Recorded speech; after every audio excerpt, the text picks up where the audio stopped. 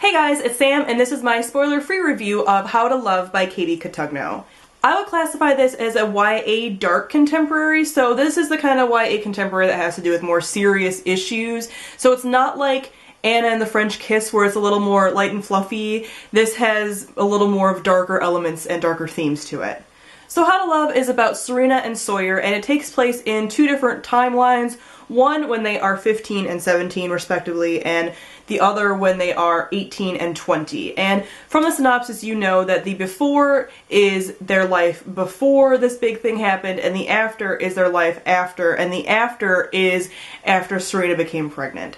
So when they are 15 and 17, it is their story of how Serena has been in love with Sawyer for her entire life. Their families are very close and they kind of grew up together, and she has always been obsessed with him and just had a huge crush on him, but he is kind of the bad boy and he's musically inclined. He works as the bartender in the restaurant they both work at. He sleeps around, these kinds of things. So he's not the nicest person in the world. So also from the synopsis, it tells you that the after, when they are 18 and 20, is after Sawyer left the town when she was pregnant and then came back 2 years later when they're 18 and 20, and how she and he are kind of dealing with that. The whole book is from Serena's perspective, which I really enjoyed, and it is very interesting, and I have conflicting thoughts on it. So this book is centered around characters. The characters are the most important aspect of this book, and for me, I had problems with some of them.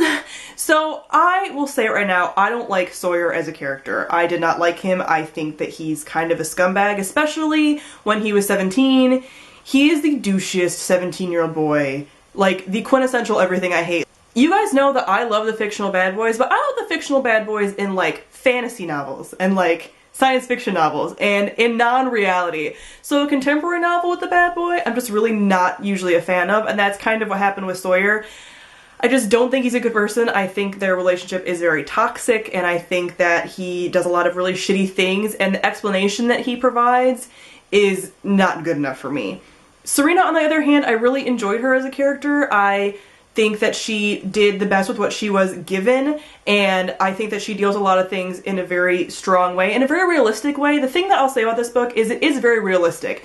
The decisions the characters make and all of the conversations and how the relationship forms and everything else is very real to me. I actually had some kind of like flashbacks to when I was a teenager and had a huge crush on somebody, and I had these kind of like emotional connections to what she was feeling because it was so accurately described. So it was realistic, although it's infuriating because as an adult now, looking back on teenagers and how these kinds of things tend to work out, it's very frustrating to me because, you know, like, I know better, I guess.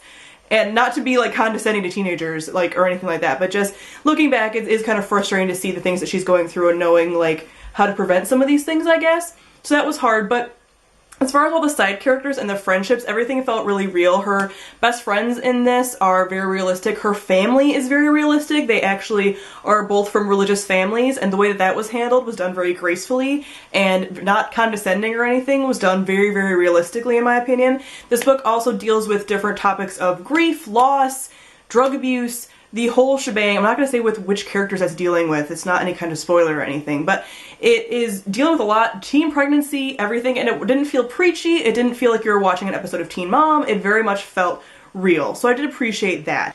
As far as the love story, like I said, I don't like Sawyer. I liked him better in the ending things, but I still felt like he did a lot of things that were very irredeemable, and so it was very hard for me to like him. I didn't really find him charming. If you do find his character charming, then you'll enjoy this book. So overall, I give this book about 3 stars. I really did enjoy it. I read it very, very quickly. I thought it was very realistic. I felt that they handled all of the different themes very, very well, and that the characters were very believable. If you like the darker contemporary side, if you like the contemporary bad boy and you don't have problems with that, if you're able to kind of distinguish that this relationship isn't what we should be striving for and that it is not a positive relationship and you can see it as a work of fiction, then go for it. But if you can't make those distinctions, if you hate the fictional bad boy, if you don't like any of those kind of themes, if you prefer your contemporary to be more fluffy, then I wouldn't go for this. But Overall, 3 stars. Alright guys, that is it for my review. Let me know in the comments down below if you've read this book, if you enjoyed it, if you have any redeeming things to say about Sawyer as a character, but no spoilers or anything. Just let me know if I was just viewing him with like a very dirty tinted lens, I guess.